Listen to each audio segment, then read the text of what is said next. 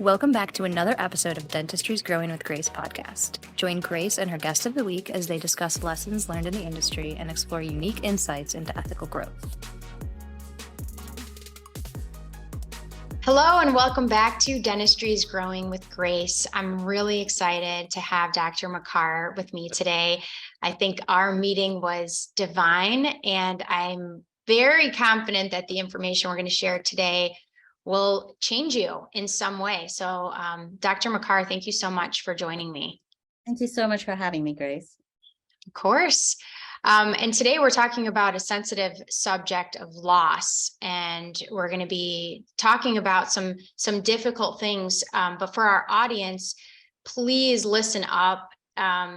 I think that the message here today is going to be deep and meaningful, and something that hopefully you'll carry with you forever. But Dr. Makkar, tell me a little bit about you and kind of what's brought us to this meeting today.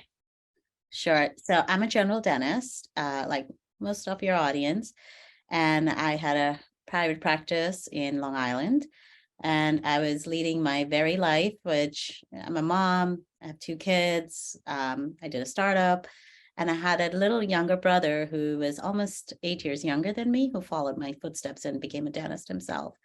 And he had, dentistry had tied us together because we did courses, we took implant courses together. He would tell me what to do for my office. He did a startup in 16. He's like, you got 2 young kids, I'll help you do your startup. However, in 2019, he had a lesion on his tongue, which was later diagnosed as stage 2 squamous cell carcinoma. And it's such an aggressive disease. And he had a major surgery where half his tongue was resected and grafted, and he was back seeing patients. He was also in private practice, solo practitioner. However, just when COVID hit in early of 2020, in April, his cancer had returned within 8 months of the initial diagnosis.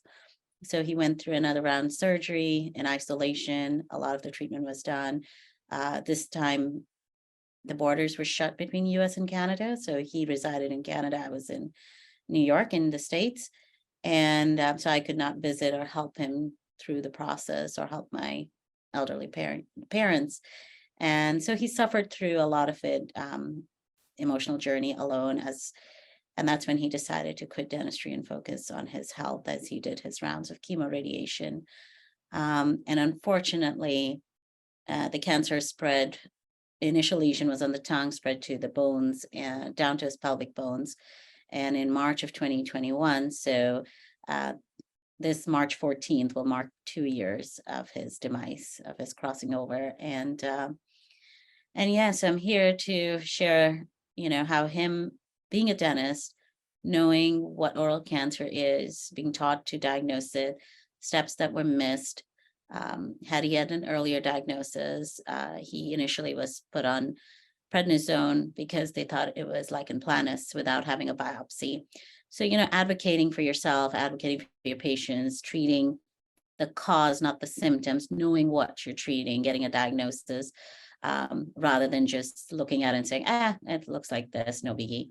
And, pushing for much quicker, more conservative treatment, and eventually saving life, that no one has to watch, your 30 some odd, lively, full of life, healthy individual pass. Yeah.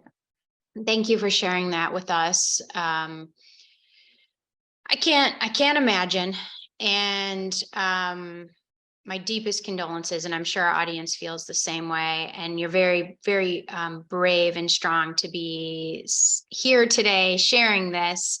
I know it's not easy. And the message for our dental community is imperative.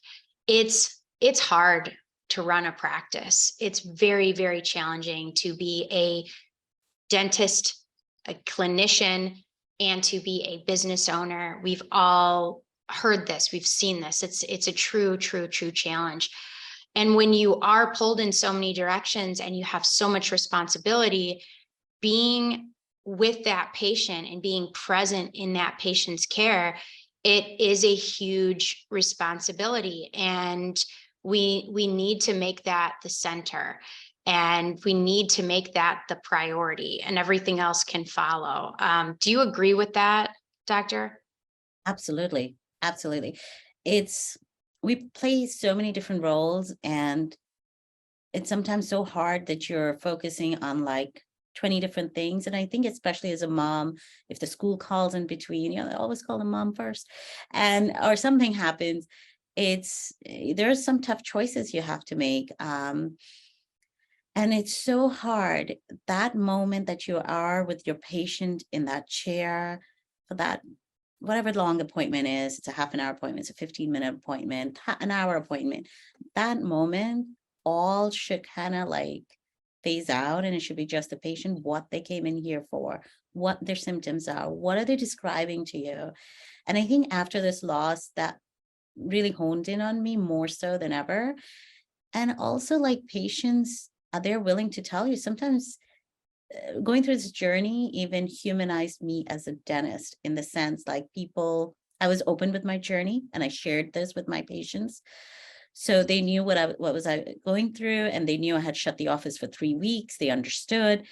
And, I got lots of hugs and cards and gifts and whatever, but it was humanizing the profession of dentistry, that we're not this white coat, there is a person.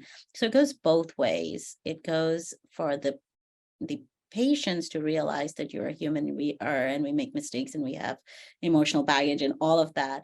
And for the doctor, like, at that moment when you're treating the patient, that's it, that's what you want to focus on. And I had to learn how to focus that. Like, in this room where I am right now, I've had many conversations with my brother, and I think the last that I knew when he was alive, my parents called me, and it was a Saturday, I was working, and they said to me that we're meeting with the palliative team, we'll call you later. And this was like a day before his death. So I knew he was going to die, but it was a Saturday and I had a full load of schedule. I couldn't walk away. I had to like cry it out, take a minute and refocus my energy, because out there somebody's got something that needs attention and I need to be present for that.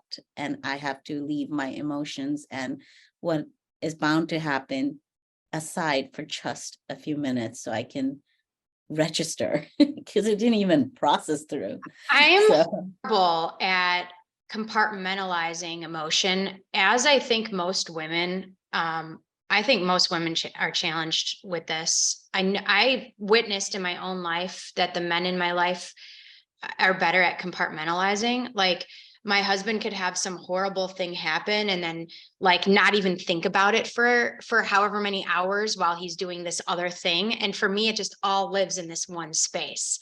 yeah. And I think for me anyways, it's a very challenging thing to say, I'm going to be fully present and focused on this one thing when I'm used to juggling. And I would admit, I think I have a slight addiction towards productivity. I have a really hard time shutting down. And I'm sure that this loss has changed you in so many ways. Talk to us a little bit about how this deep loss has changed you as a person. So it changed the way I practice. I knew what I wanted in my practice and I changed that. And I was more so gung-ho about it, of letting go of a practice that was heavy Medicaid, because I knew that I just couldn't provide the services and grow as a clinician. So I walked away from that. It also made me value my time. I started saying no to things. No, and then the people who were there for me, I made sure that I'll be there for them when they need me. And that time has come, for someone.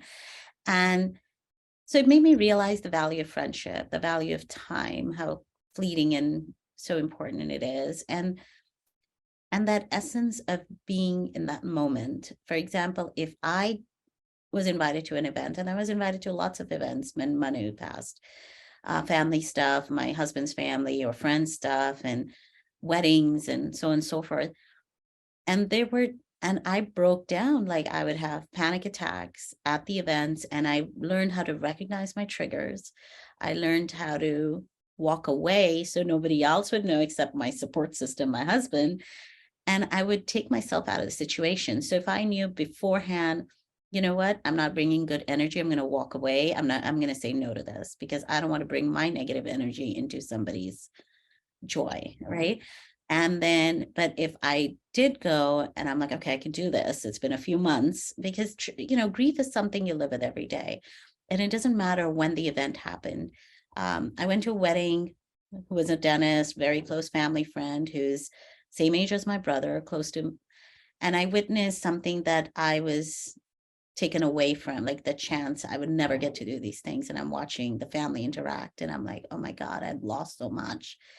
And I hardly attended the wedding. I went back to my hotel room with my kids and I rested, because I knew this was very hard. So sometimes I feel like I can do this and sometimes I can't, but I know how to remove myself from the situation, because I never want somebody else's joy to be interrupted. And it's recognizing those triggers, it's recognizing those factors, and it's that ability to say no and make that conscious effort to be in the moment, or let somebody else enjoy the moment, and you can just process through. I mean, even my father-in-law's 80th birthday, I saw the family, and I know my parents would never get that joy of celebrating, because they've stopped celebrating birthdays. And my husband saw me, he's like, you okay? And I'm like, I'm okay. I'm gonna go for a walk now. Everybody's pretty happy and everybody's got, stuff going on. They're all having a good time. And I went alone and I took an hour for myself. And I know I'll come back, but I needed to debrief. And that's okay. And you know what? Wherever you're at, whether you're in a state of grief and mourning and loss, or you're in a state of overwhelm, or you're in a state of, it doesn't matter, wherever you're at in life, if you have to say no to something, you're allowed to do that. I've taken a break from travel for a couple years now to be home with my kids, to be present, to be mom first and foremost. And I'm like, oh my goodness, I'm going to blink and work will still be there, and God willing, opportunity will be there, but I'm not going to get these moments back. And so I've had a lot of people get very mad at me in the dental community for saying no to things, for saying I'm not going to go to this party or to this event. I'm not going to speak at this thing. I'm not going to do that thing. And they think I'm being a diva. They think I'm being arrogant, but I'm protecting my time and I'm protecting my priorities. And you don't need to even have the excuse to step away. If you need to step away, you're allowed to do what you need to do for whatever the circumstances of your life are. And I think, and I don't know if men feel this pressure too. I don't know why I sometimes think like men and women are different. I think our brains are slightly different from a genetic makeup perspective, but as a woman, I feel like I'm supposed to be at all the school functions. I'm supposed to be the mommy, but I'm the business owner. My husband works with me on more of a part-time basis. He has more flexibility. So he is more the primary parent with our kids in school and their functions and their sports and things. And I'm sure so many people are looking at me, judging me, like, how is her husband at pickup every day? Where's the mom? Where's your mom? My kids have even said that. People wonder if I have a mom because you don't go to pick up. And I'm like, oh, please. First of all, I'm home every day, all of the time, and you are very well taken care of.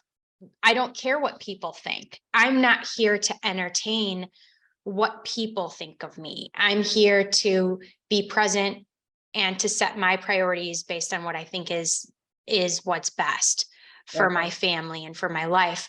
But I think when you go through these catastrophic losses, it basically just brings to light what's important.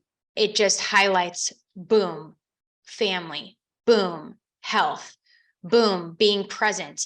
Like, we realize the brevity of life in those moments. And I think in a sense, it would put a whole bunch of pressure on you to not waste a moment, right? Or waste it because you're taking care of yourself and You're right. I think as moms, we're always constantly, it's like setting up doctor's visits, setting up, and you end up taking care of your parents or your in-laws. It kind of comes on you almost, right? Um, but everything, I think it just, as women, we take on a lot of roles and we're like, yeah, I'll take care of laundry. I'll drop off this. I'll pick up the medication. I'll plan the party, because every party planning, every birthday event, it ends up mom's planning it. What needs to be taken to school? Oh, I don't know, it's school party time and you have to do class mom stuff. I've done all of those things. And but it really is like, I was off yesterday and my son had a school thing. I didn't volunteer because I was just taking care. I'm like, I'll be there for all the important stuff. It's okay, I didn't come to a school outing, but I'm there for all the class events. I'm there, so you prioritize where you Yep. go. And the kids realize, and I think with all of this happening, I was very honest with my children. When they saw me sad, that they didn't feel scared. And I'm like, it's just today I'm sad, and because I remember, and we talk about, Manu. And they weren't there for the funeral, but they were there for the ashes when we dispersed them. And I said, this is a circle of life. You just learned the lesson a little earlier than others. It's, there's ups, there's downs, there's birth, there's death, and it's just a circle. And you'll process your grief in your own way, but I'm here and I'll process it in my way. And some days I'll be sad, and it's okay if I cry at a movie or Oh, something. yeah. And it's fine. I'm still here and I'll always be here. Yeah. Absolutely.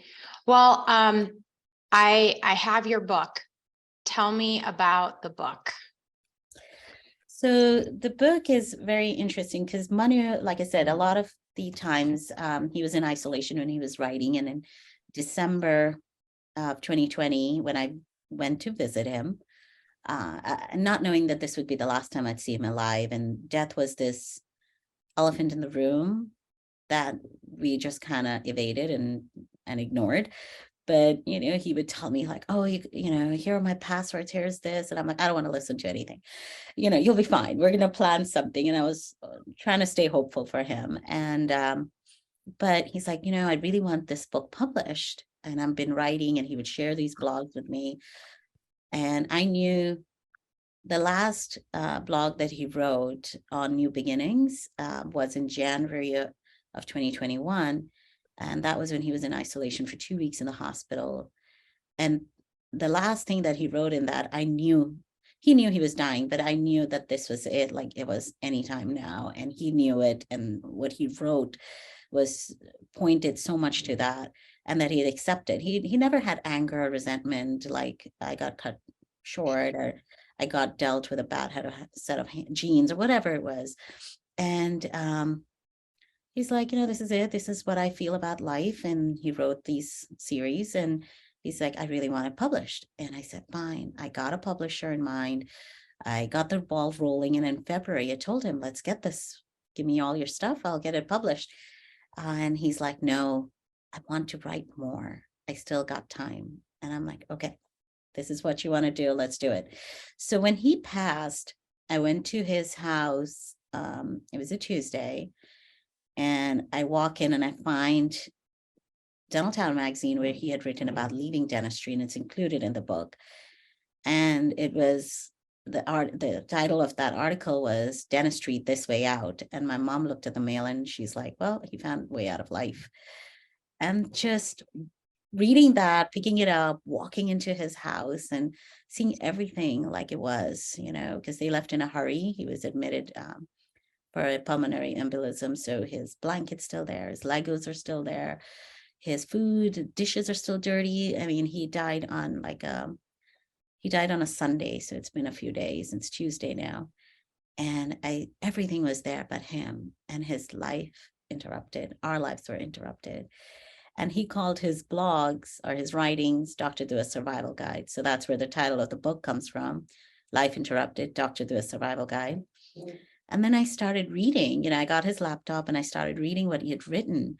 And then I'm like, you know what?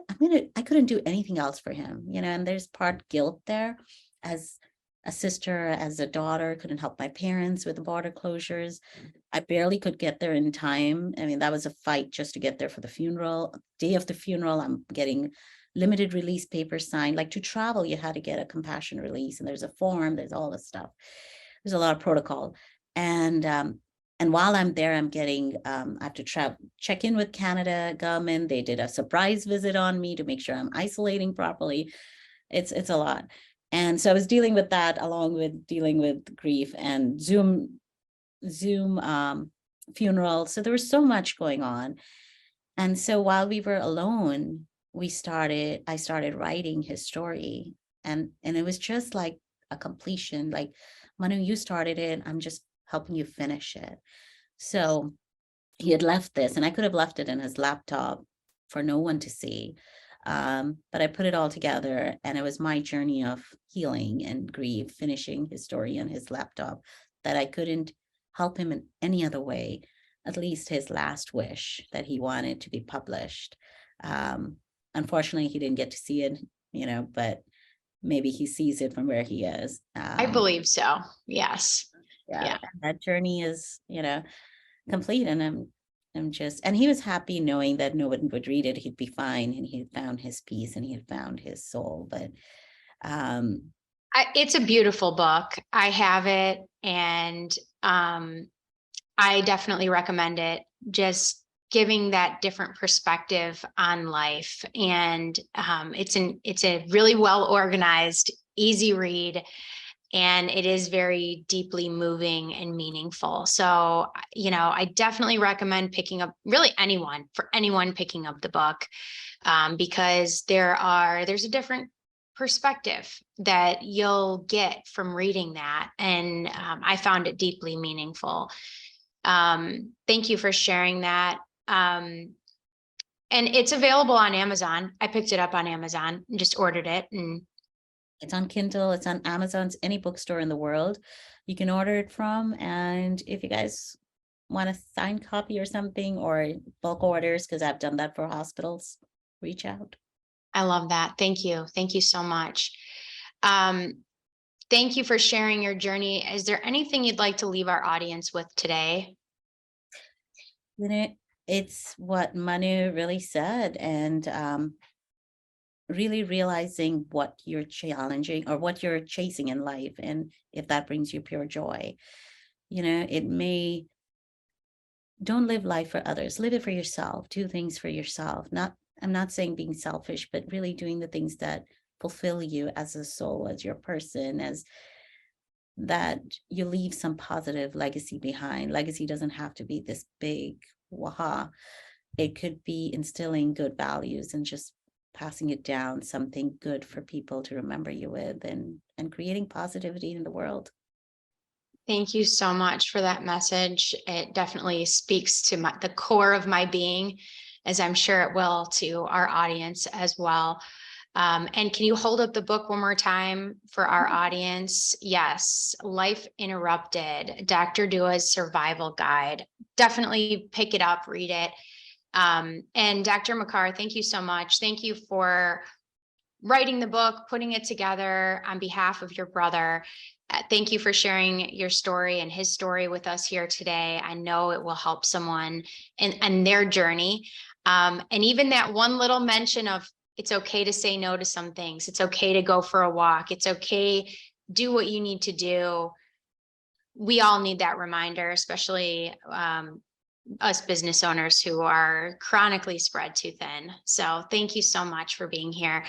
And for those following along, follow our podcast anywhere. Dentistry is Growing with Grace. We've got a Facebook group, a podcast, and we'll look forward to seeing you at our next one. And thank you for being a part of our community. Thank you, Dr. Makkar. Thank you so much.